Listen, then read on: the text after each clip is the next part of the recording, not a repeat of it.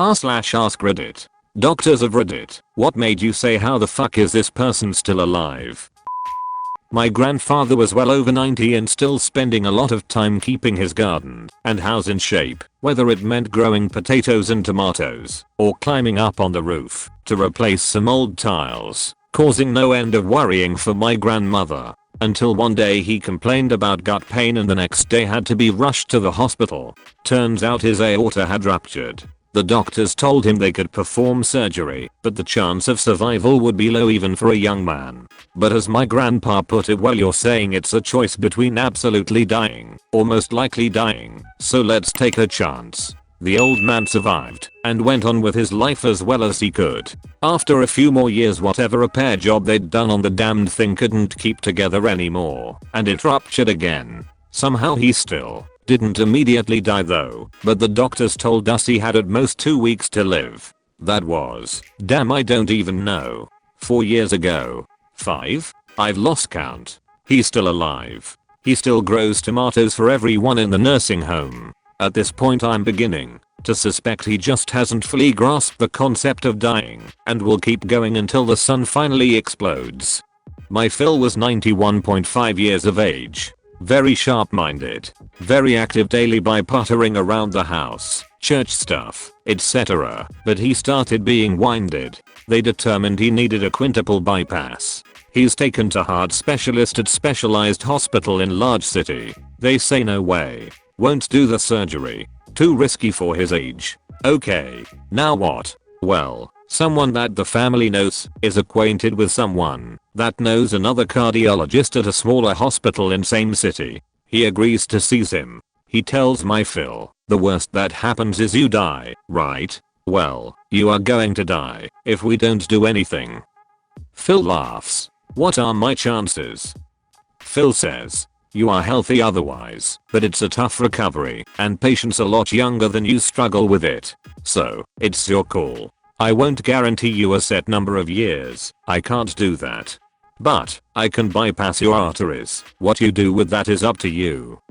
Phil nods a few times. Well, I think I've got more to do on this earth. Document. Let's give it a shot. Surgery went well, recovery went well. He lived until 96 years of age and was still leading hymns and greeting church members 2 days before he passed in his sleep. Those extra years allowed him to meet and entertain 5 more great grandchildren. He lived a great life. I was an EMT and got called to a self-inflicted gunshot wound to the head. The state I was in mandates that a medical professional is needed to declare someone as dead, even if it's obvious. When I get to the house, the cops are securing the shotgun he used and looking around for information on family or friends. I reach down to feel his carotid neck pulse to begin confirming death on arrival. As soon as my hand touches his skin, his arm snaps up, grabs my wrist, and he slurs, I'm still alive. I nearly shit myself, but managed to keep it together. He was alive when we delivered him to the hospital, but HIPAA kept me from knowing what happened long term. Edit, HIPAA, not HIPAA. Graduated from medical school a few weeks ago and haven't started residency, so all of my experiences come from medical school. This one has more to do with a patient's past medical history instead of anything acute. Had one patient in one of my internal medicine rotations who was admitted for hip surgery who was one of the nicest, sweetest people I've ever met. Her surgery was pretty routine and there were no complications. In her past medical history, she was diagnosed with stage 4 endometrial cancer that had spread to her brain. Apparently she had undergone chemo, radiation, primary tumor resection, and surgery to remove the brain met. She remained cancer-free since that period. The fact that she had undergone that whole ordeal and appeared to be mostly healthy and was in remission from her cancer really blew my mind. One of my friends got hit by a minibus, was in a coma for 6 days, fractured both her wrists and dislocated one arm, fractured her pelvis and damaged her spinal discs. Her chances of survival were lower than 10%. She somehow survived and is perfectly fine 3 years later.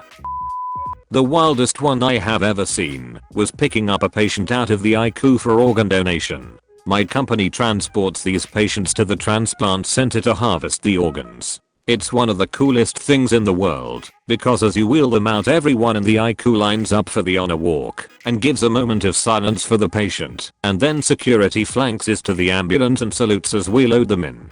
Well, the patient has to be kept alive for the organs to be viable. This particular patient had a herniated brainstem with a blood pressure of 295/135 and a pulse in the 40s. Obviously unconscious and not survivable, but normally they are intubated and on a vent to keep them alive. We put this patient on CPAP, and it was more than enough to keep her breathing and alive. How she had survived that long is a mystery to me, but the fact she had, and then had been able to donate everything, except her heart and lungs, due to age, was incredible to me. To everyone reading this, make sure you are an organ donor and your family knows your wishes. Your donation will save several lives. Edit. This patient was alive in the sense she was breathing with a pulse. She was very much brain dead. She had no chance of recovery, and once you become brain dead it is irreversible. They can do a lot of tests to track neurologic function and brain activity to confirm brain death. They typically don't just take patients that still have a chance at survival, unless family wishes to. Personally, if I'm incapacitated for more than 90 days, I would like to be taken off life support and have my organs donated, even if I still have brain activity. Not a doctor, but my former step-uncle used to work on towers, like cell phone towers. His harness broke and he fell, landed straight on his back. Doctors said he was lucky to make it to the hospital alive and wouldn't live. 6 months later he's walking and talking again. He just has short-term memory issues and his speech is slowed down. But he can still function and be a dad. When I was at high school in the 90s, some kid took 24 pills of Dramamine, original formula, when you didn't need ID to buy them, because it gave you an LSD type high. Thankfully this guy's friend took him to the school nurse as soon as he told him what he did. The school nurse called the fire station, number 911 in the town at the time, for an ambulance, and their first question was, do you have a time of death? Not a doctor, and work in the veterinary world of medicine, rather than the human world of medicine. Anyway, thought this was kinda interesting. Dog gets hit by a car, and by some miracle is uninjured, so the owners and dog go on with their lives for the next month or so, until the dog is due for his yearly exam and vaccines. Doctor enters the room, takes a look at the dog, and is like, what happened? This dog has a big ol' fucking dent in half of the top of his skull. It's indented enough that the facial bones on that side of the face are somewhat misplaced and pushed out, but by some crazy stroke of luck the dog healed up just fine and has no apparent lasting effects besides that dent and a bit of an issue with his ear, as the eardrum ruptured from the impact. One of the craziest things I've ever seen. No hate on the owners. Not sure how they didn't notice a dent in their dog's head for a month, but they don't seem to be bad people or bad owners. Just maybe not the most observant people.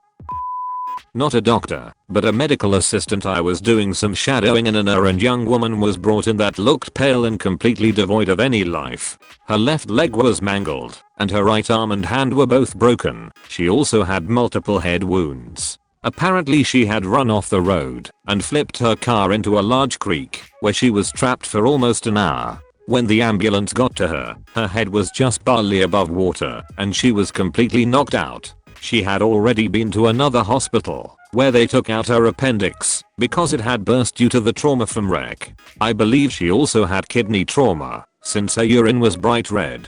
Everyone was baffled at how she was alive.